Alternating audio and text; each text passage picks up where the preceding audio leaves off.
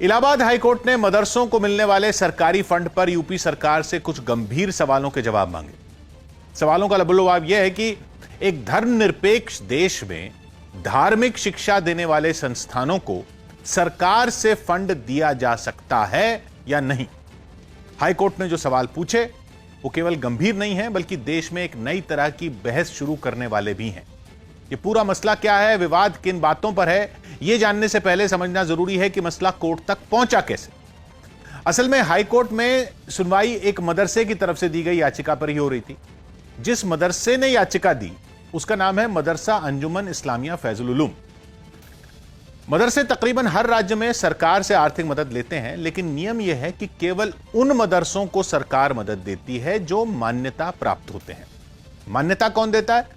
मान्यता देने का काम करता है मदरसा बोर्ड। मदरसा बोर्ड कुछ ऐसा ही होता है जैसे राज्यों के अपने अलग अलग शिक्षा बोर्ड होते हैं, या जैसे एक सीबीएसई है जो पूरे देश का बोर्ड है, ऐसे ही होता है मदरसा बोर्ड जो हर राज्य में अलग होता है। जैसे यूपी बोर्ड, हरियाणा बोर्ड या सीबीएसई बोर्ड के इम्तिहान हर साल होते हैं, ऐसे ही मदरसा बोर्ड भी 8वीं के, 10वीं के या 12वीं के इम्तिहान कराता है, जिनमें वही छात्र बैठते हैं जो मदरसों में पढ़ रहे होते हैं। यूपी के मदरसा बोर्ड से मान्यता प्राप्त मदरसा है मदरसा अंजुमन इस्लामिया फैजुल उलूम। इस मदरसे ने अदालत के सामने एक याचिका दी और यह कहा कि सरकार हमें और टीचर रखने की इजाजत नहीं दे रही। मतलब उनका कहना यह था कि मदरसे में आने वाले बच्चों की गिनती बढ़ गई है, पढ़ाने वाले मौलवी यानी टीचर कम पढ़ने लगे हैं, इसलिए उनके कुछ पद बढ़ाने चाहिए और नई भर्तियां करनी चाहिए।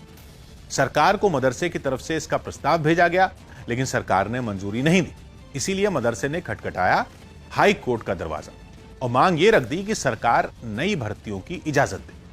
अब इसमें सरकार की मंजूरी का मतलब यह है कि रखने को तो मदरसा चलाने वाले जितने मर्जी टीचर खुद रखें, लेकिन उनकी तनख्वाहें तो सरकार की जेब से जाती हैं। सरकार ही मान्यता प्राप्त मदरसों में मौलवियों की तनख्वाह देती है। अब सरकार अगर मौलवियों की गिनती बढ़ाने के प्रस्ताव को मंजूरी नहीं दे रही तो मतलब यह है कि अगर नए मौलवी रख भी लिए जाते हैं तो उनकी तनख्वाह सरकार नहीं देगी। मदरसों में पढ़ाने वाले ये मौलवी भी सरकारी मुलाजिम ही होते हैं, जैसे बाकी सरकारी स्कूलों में टीचर होते हैं, उनकी तनख्वाहें सरकार देती है। उसी तरह ये मौलवी भी सरकारी मुलाजिम ही होते हैं। लेकिन मसला यहां पर यह खड़ा हो गया कि मदरसों में और बाकी स्कूलों में कुछ तो फर्क है, क्योंकि मदरसों में तो एक धर्म विशेष की शिक्षा दी जाती है, जबकि देश है हमारा धर्मनिरपेक्ष। लेकिन मदरसों की मदद देश के तकरीबन हर राज्य में सरकार करती। तो इसलिए जब हाई कोर्ट के सामने यह मामला पहुंचा तो सवाल सिर्फ नए टीचरों, मौलवियों की भर्ती तक सीमित नहीं रहा। कोर्ट ने तो सरकार से यह पूछ लिया कि क्या एक धर्मनिरपेक्ष देश को धार्मिक शिक्षा देने वाले संस्थानों को फंड देने का अधिकार है या नहीं। हाईकोर्ट ने चिंता यह जताई कि कहीं मदरसों की मदद करते हुए सरकारें उन मौलिक अधिकारों का हनन तो नहीं कर रही हैं जो इस देश का संविधान देश के हर नागरिक को देता है। बाकायदा कोर्ट ने भारत के संविधान में नागरिकों को दिए गए मौलिक अधिकारों में आर्टिकल 25 से आर्टिकल 30 तक मिले अधिकारों पर सरकार से सफाई मांगी। यह हमारे संविधान में दिए गए वो अधिकार हैं जो लोगों को अपने अपने धर्म और उससे जुड़ी शिक्षा पाने का हक देते हैं, लेकिन उससे जुड़े सब नियम संविधान बनाने वालों ने पहले से बना रखे। और फिर भारत के संविधान से ऊपर तो देश में न कोई सरकार है, न कोई धर्म है, न कोई नीति, न कोई नियम। मतलब यह कि हाई कोर्ट में जब मौलवियों की भर्ती का मामला पहुंचा तो मसला मौलवियों की भर्ती का नहीं रहा, बल्कि अब इस बात पर बहस छिड़ गई है कि लोगों के टैक्स की कमाई से भरने वाला सरकार का खजाना किसी एक विशेष धर्म की शिक्षा के लिए इस्तेमाल हो भी सकता है या नहीं। जिन मसलों पर कोर्ट ने बात की उनमें कुछ बिंदु बेहद अहम हैं, जिन पर कोर्ट ने राज्य सरकार से सफाई मांगी। इन्हें भी समझना जरूरी है। कोर्ट ने पूछा कि क्या जिन मदरसों की मदद सरकार करती है उनमें खेल के मैदान हैं, क्योंकि मदरसों के अलावा जिन भी स्कूलों को सरकार या बोर्ड मान्यताएं देते हैं उनमें खेल के मैदान होना जरूरी होता है। और यह नियम हमारे संविधान में ही दिए गए मौलिक अधिकारों की वजह से है। आर्टिकल 21 और 21A कहते हैं कि स्कूलों में बच्चों के खेलने के मैदान होने जरूरी हैं, लेकिन मदरसों को अगर मान्यता देते हुए इस नियम की छूट दी जाती है तो यह नाइंसाफी तो उन छात्रों के साथ है जिन्हें स्कूल में खेलने की सुविधाएं तक नहीं मिल रही, और उनके मौलिक अधिकार जो बच्चों को हमारे देश का संविधान देता है वो उनसे छीने जा रहे हैं।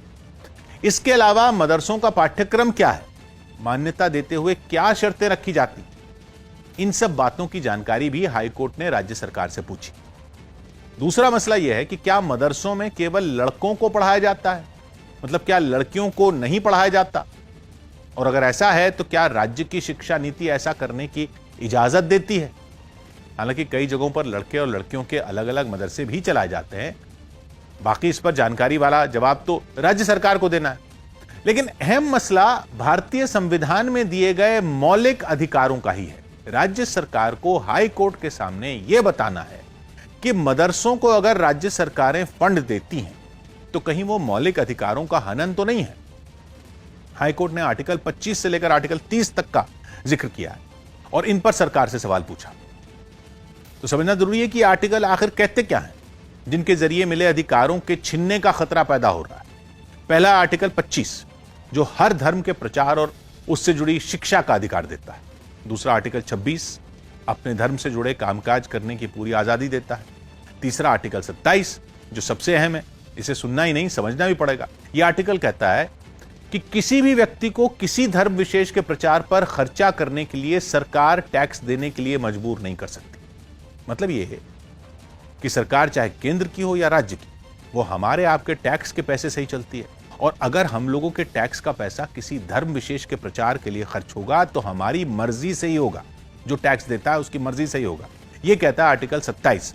और फिर सरकार के पास तो जो भी पैसा है वो लोगों के टैक्स का है, और टैक्स लेने से पहले तो किसी से यह पूछा नहीं जाता कि वो पैसा किस धार्मिक पढ़ाई करने वाली संस्था को दिया जाए या नहीं। आर्टिकल 29 में भी एक पेच है। आर्टिकल 29 का एक क्लॉज मतलब एक नियम कहता है कि सरकार से आर्थिक मदद लेने वाले किसी भी संस्थान के दरवाजे सबके लिए खुले होने चाहिए।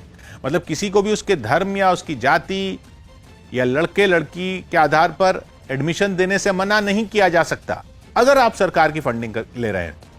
यह नियम मदरसे के लिए नहीं बल्कि किसी भी स्कूल या शिक्षण संस्थान के लिए। मतलब संविधान कहता है कि अगर आप सरकारी पैसा लेते हैं तो आपको दाखिला देने में किसी भी तरह का भेदभाव नहीं करना चाहिए।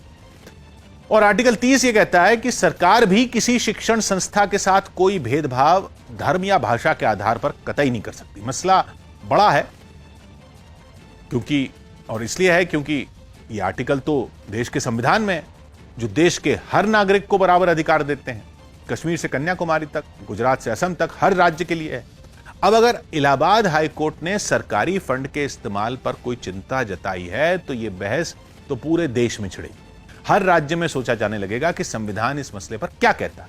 अब इस मामले की अगली सुनवाई 6 अक्टूबर को होनी है। सरकार को 6 अक्टूबर तक हाई कोर्ट को यह बताना होगा कि धार्मिक शिक्षा देने वाले संस्थानों को सरकारी खजाने से पैसा दिया जा सकता है या नहीं, या दिया जा रहा है तो किस तरह दिया जा रहा है।